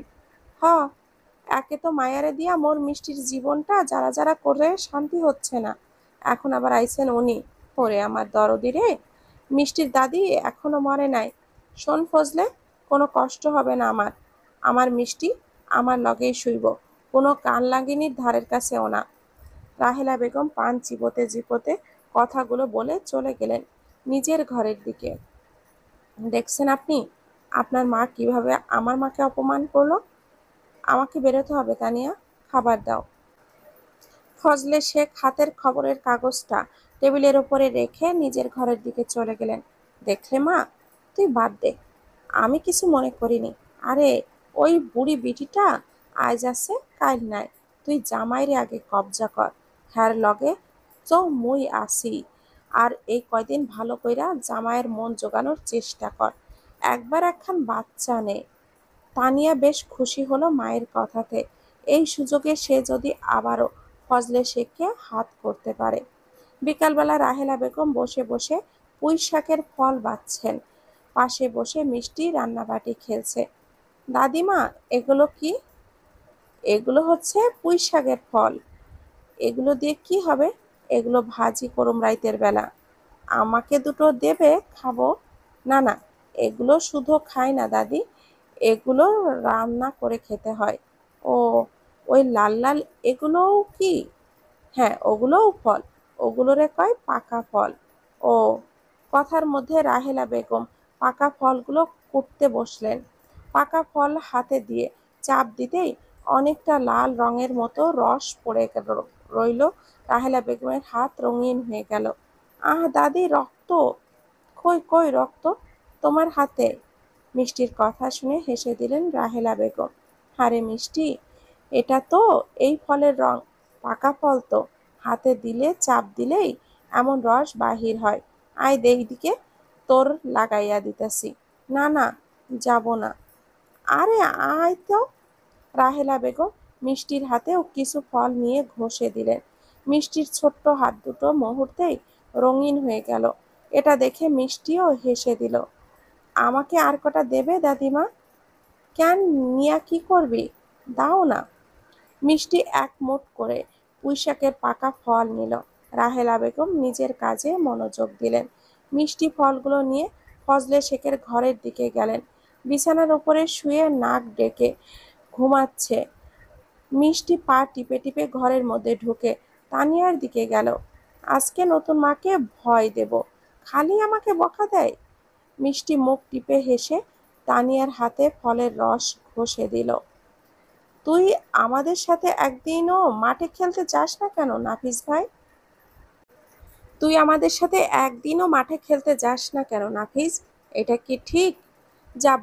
আমি গেলে মিষ্টিকেও নিতে হবে, নিবি? মিষ্টি তো অনেক ছোট, ও কি খেলবে? তাহলে আমিও যাব না। এটা কোনো কথা হলো? হ্যাঁ, কথা হলো। পাড়ার মধ্যে ও সবার ছোট বলে তোরা কেউ ওকে খেলতে নিস না, না ছেলেরা না মেয়েরা। তোরাও তো ছোট ছিলি নাকি? ওইটুকুন মেয়েকে তোরা সবসময় এমন হেলাফেলা করিস।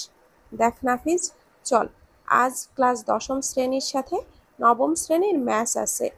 তুই কত ভালো ক্রিকেট খেলিস, আমরা তো ওই ক্লাস 10-এর ভাইদের কাছে হেরে যাব। ওরা কত ভালো টিম। দেখ নীলা, তোদের সাথে খেলার চেয়ে মিষ্টির সাথে খেলাই আমার কাছে বেশি গুরুত্বপূর্ণ আর বেশি আনন্দদায়ক। আমাকে আর ডাকবি না, ঠিক আছে? কাল সকালে প্রাইভেটে আসবি তো? হ্যাঁ, যাব। আচ্ছা, আসি। নিলয় সাইকেল নিয়ে চলে গেল। নাফিস মিষ্টিদের বাড়ির দিকে যাচ্ছে। আজ সারাদিন একবারও তার বেবি সিন্ড্রেলার সাথে তার দেখা হয়নি, তাই সে এখন মিষ্টিদের বাড়ির দিকেই যাচ্ছে। সন্ধ্যাবেলা মাগরিবের আজান শুনে উঠে পড়ল তানিয়া। অনেকক্ষণ ঘুমিয়েছিল। আহ, রক্ত! হাই তুলতে গিয়ে নিজের হাতের দিকে তাকাতেই চমকে গেল তানিয়া। আরে, এটা তো রক্ত না, গন্ধটা যেন কেমন। কিন্তু আমার হাতে এগুলো আসলো কি করে? তানিয়া কিছুক্ষণ ভেবে রেগে উঠে পড়ল বিছানা থেকে। মিষ্টি, মিষ্টি! আহ, নতুন মা, আমার খুব ব্যথা লাগছে, আহ। মিষ্টি ফ্লোরে পড়ে চিৎকার করে কাঁদছে। তানিয়া চেলা কাঠ হাতে নিয়ে দাঁড়িয়ে আছে। মিষ্টির কান্না শুনে আরো এক বাড়ি দিল। মিষ্টি আরো জোরে চিৎকার করে উঠল। শয়তান মেয়ে, আমার সাথে মজা করতে এসেছিস? তোর সাহস কম নয় না? নতুন মা, আমাকে ছেড়ে দাও না, আমার খুব ব্যথা লাগছে। এই মেয়ে, আমার মিষ্টিরে ছাড় কইতাছি। তোরে আমি খুন কইরা দিমু কইলাম।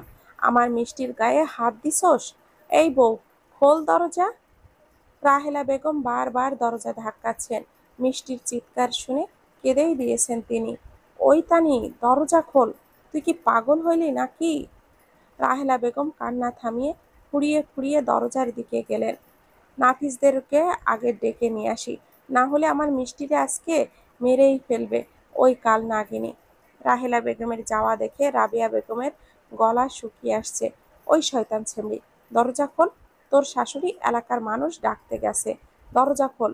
ওরে, জামাই আসনের সময় হইয়া গেছে, তোর কপালে আজকে দেখিস কি আছে। নাফিস বসে বসে রসায়নের বই ঘাঁটছে। পাশে লতিফা বসে আছে। কিরে, বইয়ের পাতা উল্টে যাচ্ছিস? কিছু মাথায় ঢুকছে না মা, কি কঠিন। চেষ্টা কর, সব পারবি। দরজার ঠক ঠক শব্দে কেঁপে উঠলেন লতিফা আর নাফিস। এত জোরে কে দরজা ধাক্কাচ্ছে মা? চল তো দেখি। নাফিস বইটা বন্ধ করে টেবিলে রেখে চেয়ার ছেড়ে উঠে দাঁড়ালো। তারপর লতিফার পিছু পিছু গেল। আরে, ও নাফিজের মা, ও নাফিজের মা, শিগগিরই দরজা খোলো। আমার মিষ্টি আজকে মইরাই যাইব, ও নাফিজের মা। দরজার এপাশ থেকে রাহেলা বেগমের চিৎকার শুনে দৌড়ে গিয়ে লতিফা দরজা খুলে দরজার এই পাশে রাহেলা বেগমকে দাঁড়িয়ে কাঁদতে কাঁদতে হাঁপাতে দেখছেন। কি হয়েছে কাকিমা? ও বউ, শিগগিরই চলো, ওই কালনাগিনী দরজা আটকাইয়া মিষ্টিরে মারতাছে। শিগগিরই আসো, আমার মিষ্টি আজকে মইরাই যাইব। রাহেলা বেগমের কথা শুনে আর এক মুহূর্তও দেরি করল না লতিফা। রাহেলা বেগমের সাথে মিষ্টিদের বাড়ির দিকে গেল। আর নাফিজ, সে তো আরো আগেই দৌড়ে চলে গেছে। ফজলে শেখ কপালে ভাঁজ রেখে বসে আছে। মেঝেতে তানিয়া গুটিসুটি হয়ে বসে আছে। তার পাশে রাবেয়া বেগম দাঁড়িয়ে দাঁত কিরমির করতে করতে নিজের মেয়ের কাণ্ড দেখে কপাল চাপড়াচ্ছেন।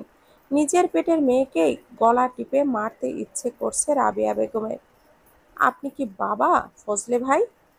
আপনার মেয়েটাকে দিনের পর দিন এইভাবে অত্যাচার করে যাচ্ছে, আর আপনি কোনো বিচার করেননি এর? হ্যারে কইও না কিছু। আল্লাহ হ্যার মতো পোলারে জ্ঞান আমার পেটে দিছিল, আল্লাহই জানে কা পুরুষ একখান। রাহেলা বেগম কেঁদেই যাচ্ছেন। লতিফা বেগমও মিষ্টির অমন অবস্থা দেখে কারোরই চোখে শুকনো থাকার কথা না। আমি তো কেবল বাড়ি এসে এই ঘটনা দেখলাম, আমি তো জানতাম না। বাড়িতে থাকলেই বা তুমি কি করতে? তুই তো কম মারিস না মাইয়াডারে, জানোয়ার একটা। তোর মতো বেটার বাপ হওনের কোনো যোগ্যতা নাই। ওই তানিয়া একটা অমানুষ, একটুও মায়া দয়া নেই ওর মধ্যে। ছোট বাচ্চাটার গায়ের অবস্থা দেখেছেন? চামড়া ছিঁড়ে রক্ত বের হয়ে গেছে। কত কষ্ট পেয়েছে ওইটুকুন একটা মেয়ে, কত চিৎকার করেছে। ওর চিৎকার শুনে আমারই যেন কলিজাটা ছিদ্র হয়ে গেছে। আর ও ও তো মিষ্টির মা, হোক হোক সে সৎ মা, মা তো। আমি কি করব ভাবি? এই মেয়েটাকে সেই বিয়ের দিন থেকে বুঝিয়ে আসছি আমার বাচ্চা মেয়েটাকে দেখে রাখতে। আমার মিষ্টির জন্যই তো ওকে বিয়ে করেছিলাম। আমি তো কখনো কল্পনাও করতে পারিনি আমাকে এই দিন দেখতে হবে। আপনি কি করবেন জানি না, কিন্তু আমি আজ মিষ্টিকে আমার কাছে নিয়ে গেছি, কিন্তু আপনার কাছে। আর ওকে ফেরত দেব না। ওর মামা খালাদের খবর দেব আমি, তারা এসে মিষ্টিকে নিয়ে যাক। এই রকম জাহান্নামের মধ্যে থাকার ওর কোনো দরকার নেই। মিষ্টি এখনো ফোঁপাচ্ছে, আর নাফিজ নিজেও কাঁদতে কাঁদতে মিষ্টির হাতে পায়ে মলম লাগিয়ে দিচ্ছে।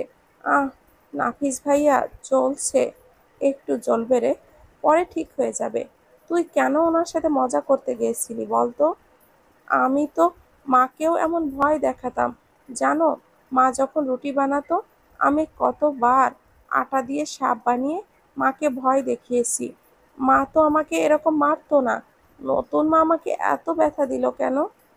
তুই বুঝিস না মিষ্টি, তোর এই সরল মনটা। ওনাকে মা হিসাবে দেখলেও উনি তোকে সৎ মেয়ের মতোই দেখেন। নিজের মা আর সৎ মা যে এক না মিষ্টি।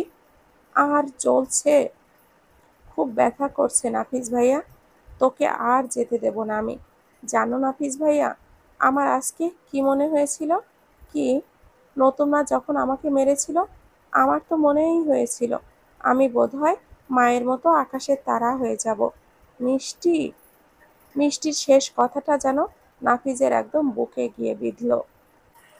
আমি তো আমার বোনটা যেদিন মারা গিয়েছিল সেই দিনই মিষ্টিকে নিয়ে যেতে চেয়েছিলাম। ফজলে, তুমি তো বলেছিলে তোমার মেয়েকে তুমি একাই মানুষ করবে। আমি তো তোকে বলেছিলাম ভাইজান, পুরুষ মানুষ, এ কি আবার বিয়ে না করে পারবে? দেখেছিস মিষ্টিকে কিভাবে মেরেছে।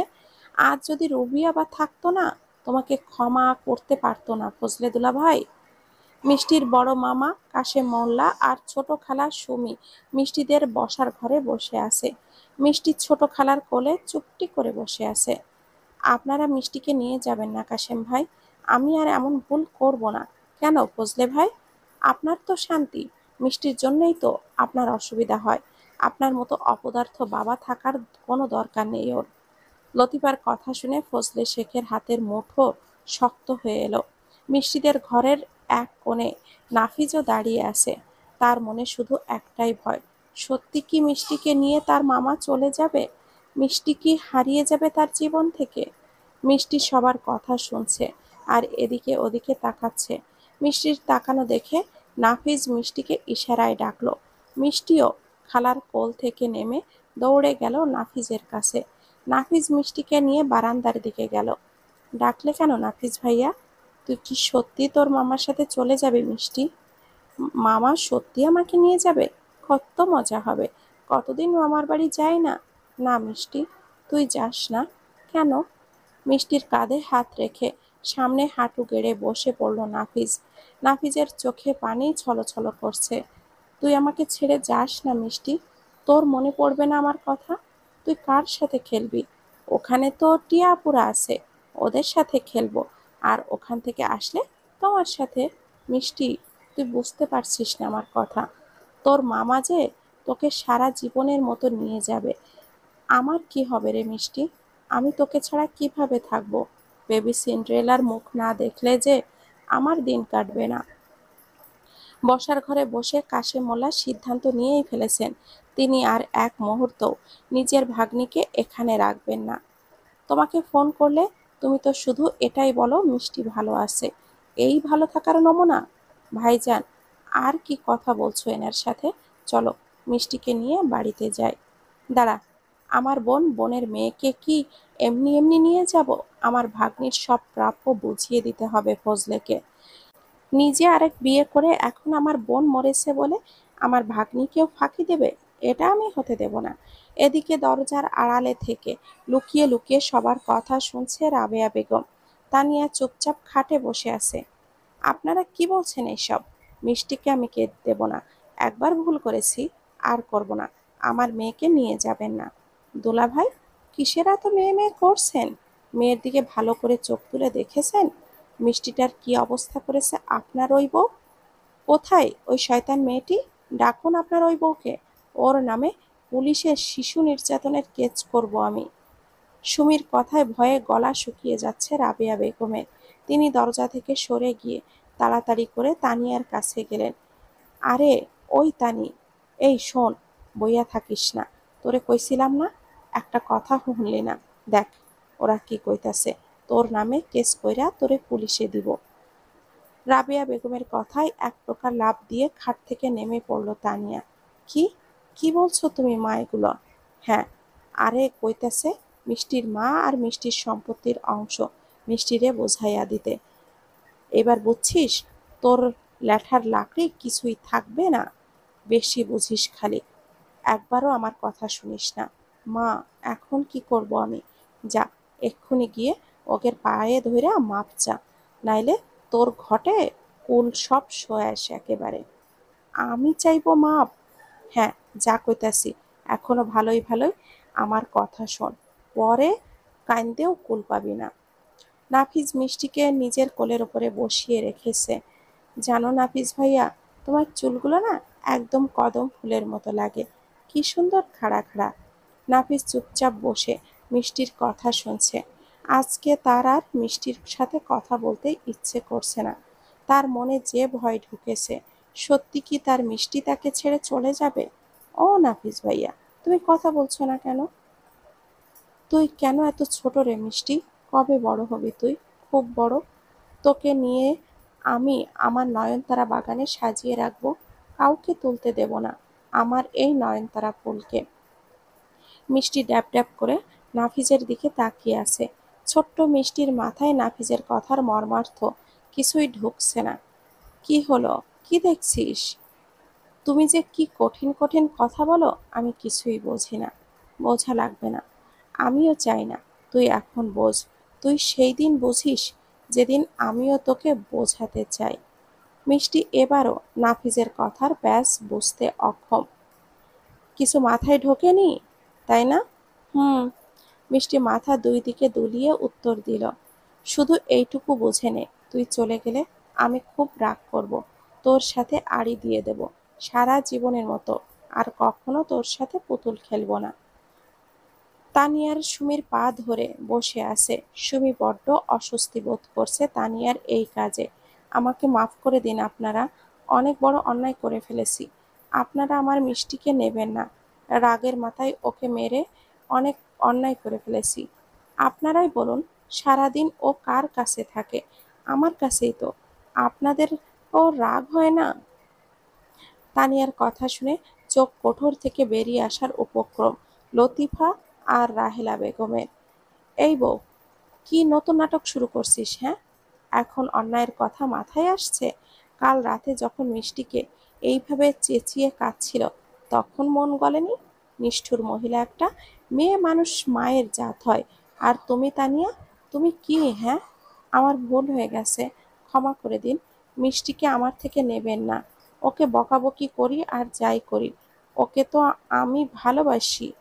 তানিয়ার কথার সাথে সাথে তাল মেলাতে শুরু করলেন রাবেয়া বেগম। কথায় আছে, শাসন যেই করে সোহাগও সেই করে। আমার মাইয়াটা মিষ্টিরে ভালোবাসে বলেই তো ওরে শাসন করে। আপনারাই কন, শাসন ছাড়া কি ছেলে মেয়ে মানুষ হয়? রাবেয়া বেগম তানিয়াকে চোখ ইশারা করছেন বারবার ফজলে শেখের পা ধরে মাপ চাইতে। মায়ের কথা মতন সুমি পা ছেড়ে তানিয়া হামলে পড়ল ফজলে শেখের পায়ের ওপর। আমাকে মাফ করে দেন, আর জীবনেও এরকম হবে না। ও জামাই, মাফ করে দাও। দেখো, তার যদি এতই রাগ থাকতো মিষ্টির ওপর, তাহলে কি আর মিষ্টির যাওয়ার কথা শুনে আটকাইতে আসতো? হে তো মিষ্টির যাওয়ার কথা শুনাই কাইন্দা ভাসাইতাছে। এইবার মায়াডারে মাফ করিয়া দাও। আমি করছি। হের পর যদি হেতি অমন করছে, তুমি লাথি মাইরা হেরে বাইর কইরা দিও। মুখে কিচ্ছু কমো না। রাবেয়া বেগমের কথা শুনে আর তানিয়ার কান্না দেখে ফজলে শেখেরও মনটা ঘুরে গেল। তিনি তার সিদ্ধান্ত বদলাবেন। দেখেন কাশেম ভাই, মানুষ মাত্রই ভুল হয়। এরপর যদি তানিয়া এরকম কিছু করেছে, তাহলে আমি ওকে তালাক দিব। এই আপনাদের সামনে আমি বলে রাখছি। ১ সপ্তাহ কেটে গেছে। রাবেয়া বেগমের কথা মেনে তানিয়া মোটামুটি ভালোই ব্যবহার করছে মিষ্টির সাথে, যদিও সেটা মন থেকে না, লোক দেখানো মাত্র। কিরে তানি, তোর কি খবর কত দেখি? কোনো খবর নাই। ওই ঘটনার পর থেকে দূর দূর করেন আমাকে। আর এই ২ দিনে যাই একটু কাছে টানছেন। মুই আর কয়দিন থাকবো কত? দেখ কি হয়, বাচ্চা কাচ্চা নিয়ে ফেল। সকালবেলা দরজা খুলে হাঁ হয়ে গেলেন লতিফা। জোরে জোরে নাফিসকে ডাকছেন। নাফিস, নাফিস, তুই কোথায়? আরে শিগগির এসে দেখ কে এসেছে। মায়ের কথা শুনে নাফিস দৌড়ে দরজার সামনে আসলো। নাফিসও হাঁ হয়ে দাঁড়িয়ে আছে। দরজার বাইরে মিষ্টি, শার্ট, ছোট স্কার্ট, স্কুল ড্রেস পরে, কাঁধে ছোট্ট কার্টুনওয়ালা ব্যাগ ঝুলিয়ে দাঁড়িয়ে আছে, মাথার ২ পাশে ঝুঁটি করা। আরে মিষ্টি কুমড়া, তুই? নাফিসকে দেখে মিষ্টি তার ভুবন ভোলানো হাসি দিল। দেখো নাফিস ভাইয়া, আমিও তোমার মতো স্কুলে যাচ্ছি। বাবাই আমাকে স্কুলে যেতে দিচ্ছে। বাপরে, তা কবে ভর্তি হলি শুনি? ২ দিন আগে ভর্তি হয়ে এসেছি। ফজলে শেখের কথা শুনে সামনের দিকে তাকালো নাফিজ আর লতিফা। আরে ফজলে ভাই, হ্যাঁ, এখন নতুন ডিউটি শুরু হয়ে গেল। অফিসে যাওয়ার আগে ওকে স্কুলে দিয়ে আসা? ওকে নিয়ে আসবে কে? তানিয়াকে বলেছি, না হয় আমি যেদিন তাড়াতাড়ি বাড়ি ফিরি সেদিন আমি নিয়ে আসবো। স্কুল ড্রেস পরে কি খুশি, বলে কাকিমা। আর নাফিস ভাইয়াকে না বলে সে যাবে না। মিষ্টি হাসি মুখে দাঁড়িয়ে আছে। লতিফা নাফিসকে ইশারা করতেই নাফিস ভেতর থেকে ১০০ টাকার একটা নোট এনে মিষ্টির হাতে দিল। এটা নিয়ে আমি কি করব?